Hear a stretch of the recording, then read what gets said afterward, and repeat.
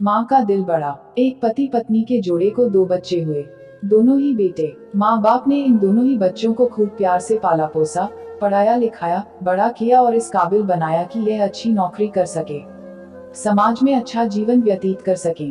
अपने बच्चों के लिए दिन रात कड़ी मेहनत करके एक बंगले जैसा दो मंजिला घर बना कर दिया ताकि दोनों बेटे शादी के बाद भी एक साथ लेकिन अलग अलग कमरों में रह सके, ताकि आगे चलकर कभी बंटवारे का विचार ना आए और इनमें लड़ाई झगड़े ना हो।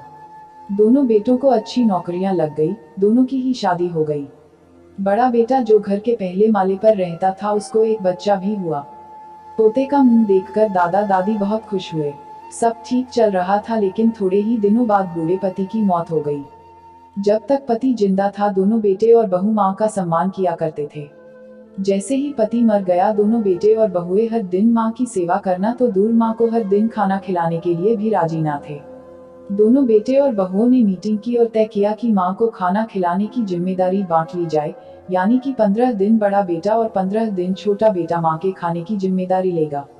जिन बेटों को बिना दिन रात देखें, भूख ना होते हुए भी और मनचाहा खाना हमेशा खिलाने के लिए जो माँ तैयार रहती थी, अब उसी माँ को बेटों के यहाँ पर दिनों के हिसाब से खाना दिया जाता था। माँ का दिल बड़ा था। माँ को इस बात की खुशी थी कि वह जैसे भी हो अपने बेटों के साथ रह रही है, और इसी खुशी के कारण बेटों के द्वारा दी गई रूखी सूखी भी उसे किसी पकवान से कम ना लगती। लेकिन दुर्भाग्य की बात तब हो जाती जब किसी महीने में 31 दिन आ जाते और उस एक दिन माँ को भूखा ही रहना पड़ता। एक बार जब बड़े बेटे के यहाँ 15 दिनों तक खाना खाने के बारी चल रही थी तब बड़ा बेटा अपनी बीवी और बच्चे के साथ कहीं बाहर किसी फंक्शन में जा रहा था। बड़े बहू ने माँ से कहा, माँ जी आज खाना नहीं बनाया है, हम बाहर जा रहे हैं वहीं खाएंगे, आप अपने लिए कुछ पका लेना और खा लेना। बूढ़ी माँ ने कहा, लेकिन बेटा मुझे तो गैस चलाना नहीं आता। बहू ने कहा, तो फिर ऐसा कीजिए कि पास वाले मंदिर में भंडारा लगता है, आप वहीं पर जाकर खा लीजिए तो आपको गैस चलाने की जरूरत ही नहीं पड़ेगी। पास में ही खड़ा बेटा और पोता यह सब सुन रहे थे लेकिन कोई कुछ ना बोला। बूढ़ी माँ को भूखा ही छोड़ बेटा और बहू फंक्शन में निकल गए।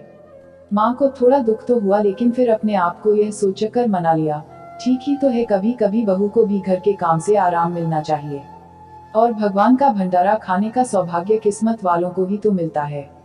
माँ खुशी खुशी मंदिर में जाकर भंडारा खा आई। कुछ दिन ऐसे ही बीत गए। एक दिन बड़े बेटे को छुट्टी थी। बेटा, बहू और उनका बच्चा अपने घर में साथ में समय बिता रहे थे। माँ बाप छोटे बच्चे को पूछ रहे थे कि वह बड़ा होकर क्या बनना चाहता है और क्या करना चाहता है। छोटे बच्चे ने बड़े ही सरल भाव से माँ बाप को उत्तर देते हुए कहा, वह बड़े होकर वकील बनना चाहता है। उसकी इच्छा इस घर से भी बड़ा एक घर लेने की है, लेकिन वह घर मंदिर के पास होना चाहिए। माँ बाप ने पूछा, घर के पास मंदिर क्यों होना चाहिए?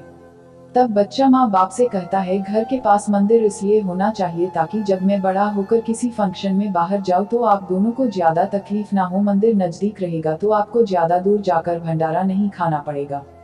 मासूम बच्चे का ऐसा जवाब सुनकर दोनों ही के पैरों तले से जमीन खिसक गई। उन्हें अपनी गलतियों का एहसास अब जाकर हुआ था जो उनके 5 साल के बेटे ने पहले ही कर लिया था। दोस्तों, दुनिया के हर माँ बाप यह सोचकर अपने बच्चों को बड़ा करते हैं कि वह उनके बुढ़ापे की लाठी बनेंगे, ना कि वह लाठी बनकर उनके ही पीठ पर बरसेंगे। कर्म का चक्र निरंतर घूमता रहता है दोस्तों, आज जो तुम दूसरों के साथ कर रहे हो आगे चलकर तुम्हारे साथ वही होगा, यह तय है। इसलिए हमेशा याद रखो कि दूसरों के साथ वैसा ही बर्ताव करो जैसा तुम चाहते हो कि बाकी लोग तुम्हारे साथ करें। मैं जानता हूँ दोस्तों, यह माँ की भावुक करने वाली इस कहानी पढ़कर आप भी भावुक हो गए हैं, लेकिन इस कहानी को लिखने का उद्देश्य आपको भावुक करना नहीं था बल्कि लोगों तक यह संदेश पहुँचाना था कि हमारे भारतवर्ष में जिन माँ बाप को भगवान का रूप कहा गया है उनके साथ आजकल जैसा व्यवहार हो रहा है वह नहीं होना चाहिए। कहानी पूरी पढ़ने के लिए धन्यवाद। इस कहानी को आप लोगों तक पहुंचाइए, जितना हो सके शेयर कीजिए, और ऐसा करने से अगर कुछ लोग भी अपने बूढ़े माँ बाप के साथ अच्छा व्यवहार करने लगते हैं तो हम अपने आप को सौभाग्यशाली समझेंगे। कहानी अच्छी लगी तो वीडियो को लाइक करें और चैनल को सब्सक्राइब करें। इस तरह हम हर रोज नई कहानी लेकर आते हैं आपके लिए। मिलते हैं एक और नई कहानी में, तब तक जय हिंद जय भारत।